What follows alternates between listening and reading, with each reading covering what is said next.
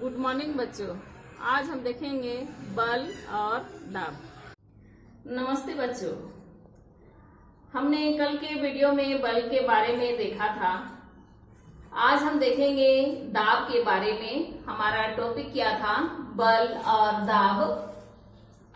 बल और दाब।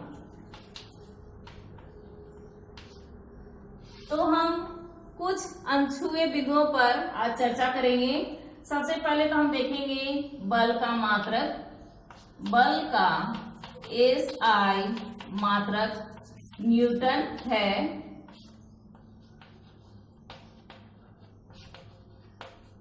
जिसे अंग्रेजी के कैपिटल N से निरूपित किया जाता है। आज हम विस्तार से देखेंगे दाब के बारे में कि दाब क्या है। तो दाब क्या है?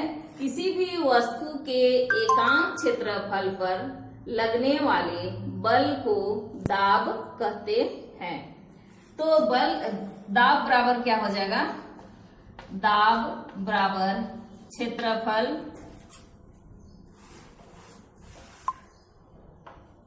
बल बटा क्षेत्रफल।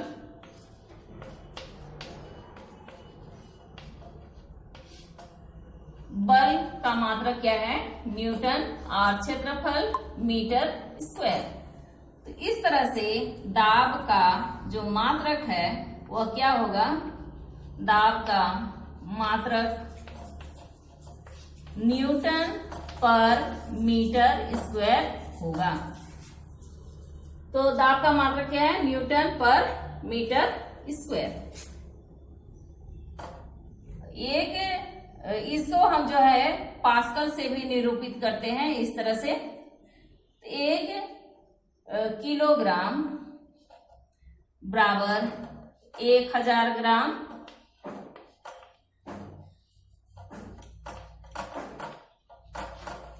एक किलोग्राम वस्तु को उठाने के लिए जितने बल की आवश्यकता होती है उसको हम 1 kgf कहते हैं। इस तरह से निरूपित करते हैं। 1 kgf बराबर 9.8 न्यूटन। कैलकुलेशन के लिए हम इसको सीधे सीधे 10 न्यूटन मान लेते हैं। तो किसी भी वस्तु के 1 किलोग्राम को ऊपर उठाने के लिए जितना बल लगाना पड़ता है उसे हम क्या कहते हैं? 1 kgf कहते हैं। और 1 kgf बराबर होता है 9.8 न्यूटन। और कैलकुलेशन करते समय सहूलियत के लिए हम उसको 10 न्यूटन लिखते हैं।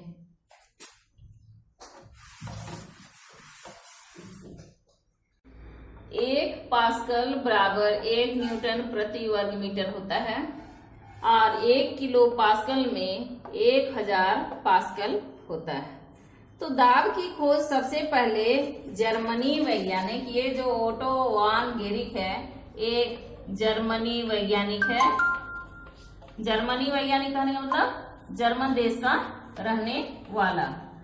इसने 17वीं शताब्दी में दाब की खोज की। इसने क्या किया कि 51 सेंटीमीटर व्यास वाले धातु के 2 अर्धगोले लिए इस तरह से। और एक इंजेक्शन जो बनाया था उसने, एक मशीन जो बनाया था, क्या किया? उसके अंदर की पूरी हवा को निकाल दिया। तो अंदर से जब पूरी हवा को निकाल दिया तो अंदर में निर्वात उत्पन्न हो गया इस तरह से। और इधर से भी हवा का दबाव पड़ा, इधर से भी दबाव पड़ा। उसके बाद क्या किया? दोनों छोर से 8 घोड़ों को बांध करके, यहाँ पर आप बुक में देख सकते हैं, इस तरह से 51 सेंटीमीटर के 2 अर्धगोले लिए, दोनों के बीच की हवा को क्या कर दिया? निकाल दिया। तो बाहर से वायुमंडलीय दबाव की वजह से दोनों गोले इस प्रकार सट गए कि 8 घोड़े को दोनों तरफ जोड़ने के बाद भी वे अर्धगोले को अलग नहीं कर पाए। यही कहलाया हॉर्स पावर। यानी दाब को हॉर्स पावर से भी नापा जा सकता है। आगे हम देखेंगे कि अगर क्षेत्रफल समान रहता है तो बल बढ़ाने पर दाब भी क्या होता है, बढ़ता है। अगर क्षेत्रफल निश्चित क्षेत्रफल पर यानी कोई भी वस्तु का क्षेत्रफल जब निश्चित होता है तो बल के बढ़ने से दाब भी क्या होता है, बढ़ता है। बल के बढ़ने से दाब भी बढ़ेगा। तो इस स्थिति में बल और दाब एक दूसरे के समानुपाती होते हैं। आपने महाभारत सीरियल में देखा होगा कि भीष्म पितामह तीरों की सया पर लेटे हुए रहते हैं तो भी उन्हें एक भी तीर नहीं चुभता। तो उसका क्या कारण है, आप प्रैक्टिकल करके देख सकते हैं। बहुत सारे कांटे इस प्रकार से लीजिए और एक तख्ते पर इस तरह से अगर हम ठोक देंगे तो क्या होगा, ऊपर का जो सतही क्षेत्रफल, इस तरह से बहुत सारे कांटी लेना है एक बराबर मात्रा में। ये नहीं कि कोई कांटी हमारा ऊपर रहे कोई नीचे, ऐसा नहीं। एक समतल सतह पर हम बराबर मात्रा में कांटी को ठोकेंगे तब उसका सतही क्षेत्रफल बढ़ जाता है, जिसकी वजह से हम उसके ऊपर भी आसानी से बैठ सकते हैं। जब कांटी को ठोका जाता है तो कांटी का बनावट आप देखे होंगे, एक साइड पतला होता है एक साइड चौड़ा होता है। तो सतही क्षेत्रफल को बढ़ाने के लिए ऊपर में चौड़ा होता है और जो पोर्शन दीवार की ओर ठोकना है इस तरह से उसको नुकीला बनाया जाता है। तब जब हम इसमें बल लगाएंगे तो पूरा बल एक पॉइंट पर केंद्रित हो जाएगा और ये कील आसानी से अंदर में घुस जाएगी। तो ये तो एक बल का एक उदाहरण था। दूसरा उदाहरण, आप रसोई घर में चिमटे का प्रयोग करते हैं तो चिमटे में जब हम इस तरह से बल लगाते हैं तो क्या होता है, सामने में दबाव पड़ता है, ये एक तरह से दोनों पोर्शन दब जाते हैं और आसानी से हम किसी भी चीज को पकड़ सकते हैं। उसी तरह से चाकू, जब चाकू की धार तेज होती है, परीक्षा में पूछा जाता है कि धारदार चाकू से काटना आसान होता है जबकि जो धारहीन चाकू है उसे काटना मुश्किल होता है। क्यों? जबकि दबाव समान पड़ रहा है। तो दबाव समान नहीं पड़ता है। जो धारदार चाकू होता है उसका सामने का जो क्षेत्रफल है वो काफी कम होता है और जब हम इस पर दबाव डालते हैं तो हमारा जो पूरा प्रेशर है वो एक पॉइंट पे केंद्रित हो जाता है, जिसकी वजह से कोई भी चीज आसानी से कट जाता है।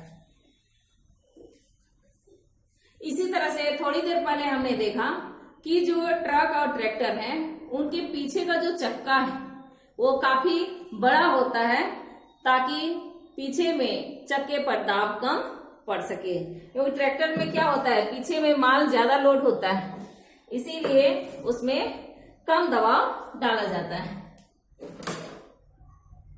इसके अलावा अब हम देखेंगे कि द्रव और गैस पर दाब का क्या प्रभाव पड़ता है।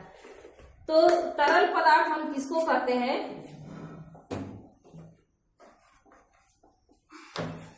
हवा और पानी दोनों ही तरल पदार्थ का उदाहरण है। तरल मतलब जो बहता है, तो हवा भी बहता है, पानी भी बहता है, तेल हम डाल देंगे तो तेल भी बहेगा।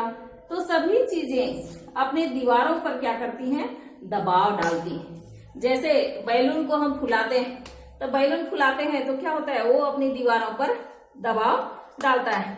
यहाँ पर हम एक खाली बोतल लिए हैं, इसमें 2-3 जगह पर छेद कर दिए। अब हम देखेंगे प्रयोग द्वारा कि इस पर पानी के दबाव का क्या प्रभाव पड़ता है।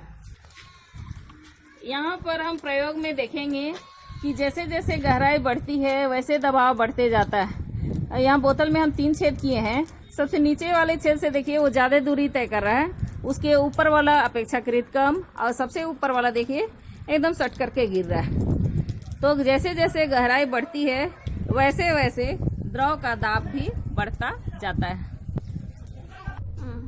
तो अभी हमने क्या देखा कि एक बोतल लिया है इस प्रकार से और उसमें अलग अलग जगह में छेद किया तो सबसे नीचे जो पानी की मात्रा थी वह ज्यादा दूरी तय की और उसके ऊपर वाला थोड़ा कम, इस तरह से, और सबसे ऊपर वाला सबसे कम दूरी तय करता है। इससे स्पष्ट होता है कि गहराई में हम जितनी दूरी में जाएंगे हमारा दबाव क्या होगा, उतना ही ज्यादा बढ़ते जाएगा। इसीलिए आप फिल्टर में देखे होंगे कि नल हमेशा कहाँ रहता है, नीचे रहता है, या सिंटेक्स में जब पानी का कनेक्शन किया जाता है तो भी नीचे में लगाया जाता है। आगे हम देखेंगे कि अगर इस बोतल में चारों तरफ से छेद कर दें तो क्या होगा। चारों तरफ से अगर हम एक ही दूरी पर इस तरह से करेंगे तो पानी इस तरह से गिरेगा, समान दूरी तय करेगा। यहाँ पर आप किताब में देख सकते हैं, आप देखेंगे यहाँ पर क्रियाकलाप 19, इसमें आपको अच्छी तरह दिखाया गया है। क्रियाकलाप 18 में भी है कि समान दूरी पर जब हम बोतल में छेद करते हैं तो पानी समान रूप से गिरती है। इसका प्रयोग कहाँ किया जाता है, पार्कों में फाउंटेन बनाने में किया जाता है। इसी तरह से आप घर में एक कांच का गिलास लेंगे या स्टील का गिलास, उसमें पूरी तरह से पानी भरेंगे और एक मोटे गत्ते से उसको क्या करेंगे, बंद करके उसको धीरे से उल्टा करेंगे और देखेंगे कि ढक्कन हाथ हटाने के बाद भी आपका पानी गिलास से नहीं गिरता है। तो इस प्रकार से आज हमने दाब का विभिन्न उपयोग देखा और इसको किस प्रकार से हम दैनिक जीवन में प्रयोग करते हैं उसकी जानकारी भी देखी। आज के लिए इतना ही, धन्यवाद। क्या बोला?